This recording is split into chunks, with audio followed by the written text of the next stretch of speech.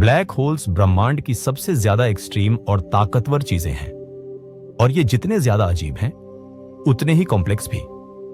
लेकिन अगर आप किसी ब्लैक होल के अंदर गिर जाएं तो क्या होगा, और असल में ये ब्लैक होल होते क्या है? शुरुआत करते हैं स्पेस और टाइम से। ये वो बड़ा स्टेज है जिस पर यूनिवर्स का सारा नाटक चलता है। लेकिन ये स्टेज कोई फिक्स चीज नहीं है, और टाइम भी हर जगह एक जैसी स्पीड से नहीं चलता। ये दोनों चीजें रिलेटिव होती हैं। मैटर स्पेस को मोड़ता है, और वही मुड़ा हुआ स्पेस मैटर को बताता है कि कैसे मूव करना है। जब हम स्टार्स और प्लैनेट्स को इस स्टेज पर रखते हैं तो ये उनके नीचे झुक जाता है। ये झुकी हुई सतह ही ग्रेविटी बनती है।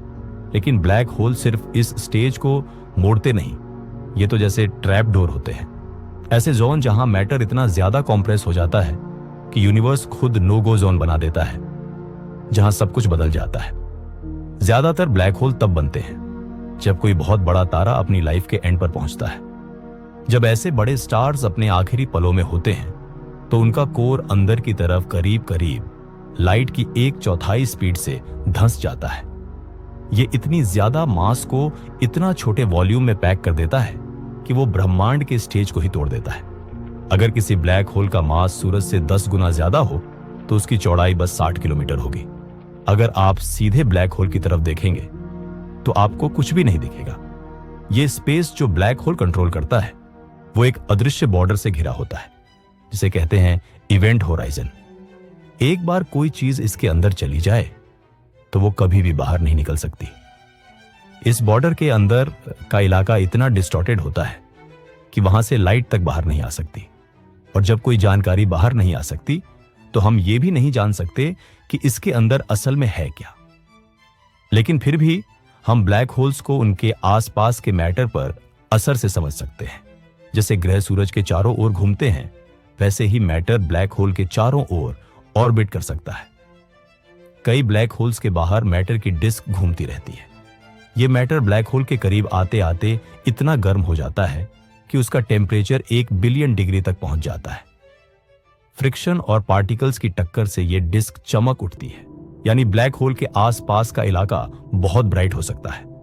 अब सोचिए कि अगर आप किसी ब्लैक होल के करीब जाने की कोशिश करें या उसमें जाने लगे तो क्या होगा?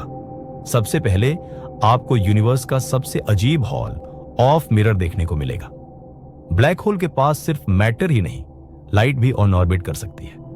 अगर आप इवेंट होराइजन के ठीक बाहर फोटोन स्फीयर पर हों तो आप चारों तरफ देखेंगे और हर तरफ खुद को ही देखेंगे। आपकी पीठ से निकली लाइट ब्लैक होल के चारों ओर घूमकर आपकी आंखों तक पहुंच जाती है। यहां ग्रेविटी टाइम को भी धीमा कर देती है। जितनी ज्यादा ग्रेविटी उतना स्लो टाइम। आपके लिए टाइम स्लो हो जाता है, लेकिन दूर बैठे लोग आपको स्लो मोशन में देखेंगे। अगर आप वहां से दूर भागें तो आपको पता चलेगा कि यूनिवर्स में सदियां बीत चुकी हैं। यानी आप टाइम ट्रैवल करके एक ऐसे भविष्य में पहुंच गए हैं जहां आपके जानने वाले लोग अब नहीं हैं। लेकिन अगर आप और पास जाते हैं तो खतरा बढ़ जाता है। आप स्पैगेटिफिकेशन नाम की दर्दनाक मौत का सामना करेंगे। आपके पैरों पर ब्लैक होल का खिंचाव आपके सिर से ज्यादा होगा, और वो आपको खींचकर लंबा और पतला करता जाएगा जब तक आप एक गर्म प्लाज्मा की धारा में नहीं बदल जाते और ब्लैक होल आपको निगल नहीं लेता।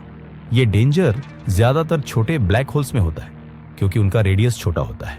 अगर आप किसी सुपरमैसिव ब्लैक होल के पास जाएं जो किसी गैलेक्सी के बीच में हो तो शायद आप इवेंट होराइजन पार भी कर जाएं बिना स्पैगेटिफिकेशन के। जैसे ही आप इवेंट होराइजन के पास पहुंचते हैं, कोई दूर बैठा ऑब्जर्वर आपको अंदर जाते नहीं देख पाएगा। उसे ऐसा लगेगा कि आप वहीं रुक गए और धीरे धीरे गायब हो गए। लेकिन आपके लिए ब्लैक होल का अंधेरा ऊपर उठकर आपको निगलने लगेगा जब हर दिशा से आने वाली लाइट बंद हो जाएगी। आप बस एक छोटी सी चमकती डॉट देख पाएंगे जो धीरे धीरे गायब हो जाएगी। इवेंट होराइजन के अंदर स्पेस और टाइम इतने ज्यादा डिस्टॉर्ट हो जाते हैं कि यहां टाइम ट्रैवल थ्योरी के मुताबिक मुमकिन हो सकता है, और शायद इसी वजह से कुछ भी बाहर नहीं निकल सकता। अगर निकलता तो वो यूनिवर्स में अजीब टाइम पैराडॉक्स ला सकता था। इसीलिए चाहे जितना भी डरावना क्यों ना लगे, इवेंट होराइजन हमें केओस से बचाता है। यहां तक पहुंचने के बाद भी बचने की कोई गारंटी नहीं होती। अब आपकी मौत तय है। इवेंट होराइजन के अंदर स्पेस टाइम इतना ज्यादा मुड़ा हुआ होता है कि कोई भी दिशा आपको सीधा ब्लैक होल के सेंटर की तरफ ही ले जाती है। अगर आप ज्यादा समय जिंदा रहना चाहते हैं तो सबसे अच्छा है कुछ भी ना करें। ब्लैक होल के सेंटर में होती है सिंगुलैरिटी, एक ऐसा पॉइंट जहां सारा मैटर जो कभी भी अंदर गया एक इन्फिनिटली छोटे पॉइंट में दबा दिया गया। यहां कुछ भी नहीं बचता, ना कोई पहचान, ना कोई हिस्ट्री, सब कुछ मिट जाता है। सिंगुलैरिटी सबको बराबर कर देती है। ये फिजिक्स के सारे रूल्स को तोड़ देती है। शॉर्ट में कहें तो जो भी पास जाता है वो ब्लैक होल मैटर बन जाता है। इसलिए ब्लैक होल्स की सिर्फ 3 प्रॉपर्टीज होती हैं, मास, स्पिन और इलेक्ट्रिक चार्ज। बाकी सब खो जाता है। इस वजह से ये फंडामेंटल पार्टिकल्स की तरह होते हैं। थ्योरी में सारे ब्लैक होल्स एक जैसे होते हैं, सिर्फ मास और स्पिन स्पीड में फर्क होता है। अगर हम सभी सिंगुलैरिटी को किसी मैजिकल म्यूजियम में रख दें तो ये सब एक जैसे दिखेंगे, जैसे इलेक्ट्रॉन। लेकिन ये सिर्फ थ्योरी है। असल में हमारे पास कोई थ्योरी नहीं जो हमें अंदर का हाल बता सके।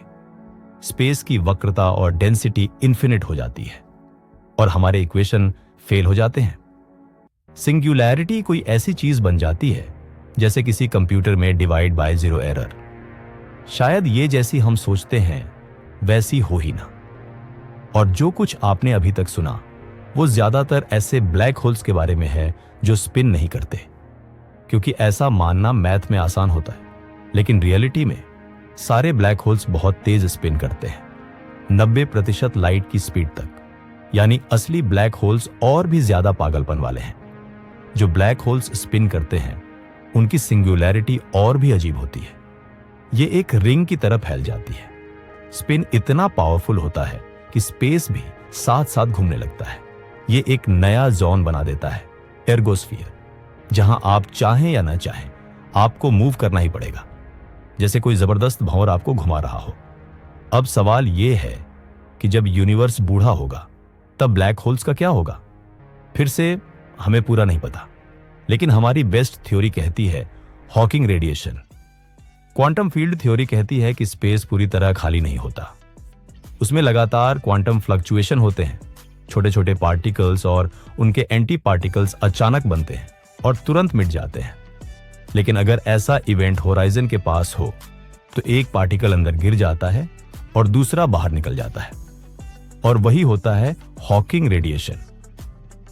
इसकी एनर्जी ब्लैक होल से आती है, जिससे ब्लैक होल धीरे धीरे छोटा होता जाता है। जैसे जैसे ब्लैक होल सिकुड़ता है, रेडिएशन तेज होता जाता है और आखिर में ब्लैक होल एक जोरदार ब्लास्ट के साथ गायब हो जाता है और फिर कुछ नहीं बचता। लेकिन यह सब होने में बहुत ज्यादा टाइम लगेगा। सूरज जितने मास वाले ब्लैक होल को इवापोरेट होने में 10 की 60वीं घात साल लगेंगे, यानी एक ऐसा नंबर जो इंसान समझ भी नहीं सकता। और असल में ज्यादातर ब्लैक होल्स इससे भी ज्यादा भारी हैं। जो गैलेक्सी के सेंटर में होते हैं उनके लिए यह टाइम 1000 साल तक पहुंच सकता है। सोचिए, एक ऐसी रेत घड़ी जिसमें यूनिवर्स के हर पार्टिकल के लिए एक रेत का दाना हो और हर 10 अरब साल में सिर्फ एक दाना नीचे गिरे, तब भी ब्लैक होल का सिर्फ 1% टाइम ही बीतेगा। क्या हम कभी पूरी तरह समझ पाएंगे कि ब्लैक होल क्या है? शायद नहीं। हम सिर्फ उनका बाहर देख सकते हैं, अंदर का हाल शायद हमारी थ्योरीज भी नहीं समझा पाएंगे। लेकिन यही तो मजा है, जब हमें सब कुछ पता नहीं होता तभी तो सच्चा साइंस शुरू होता है। तो हो सकता है ब्लैक होल का सच्चा राज हमेशा एक मिस्ट्री ही रहे, लेकिन उसे जानने की कोशिश हमें आज भी खींच रही है, जैसे उसकी ग्रेविटी। अगर आपको ये वॉर्प्ड स्पेस और ट्विस्टेड टाइम की जर्नी अच्छी लगी तो हमारा पुराना वीडियो भी जरूर देखें, जहां हम दुनिया भर में घटती बर्थ रेट्स और उनके असर के बारे में बात की है। यूनिवर्स बहुत बड़ा है और इसके सवाल उससे भी बड़े हैं। शुक्रिया वीडियो देखने के लिए। सब्सक्राइब जरूर करें अगर आप ऐसे ही सवालों में दिलचस्पी रखते हैं।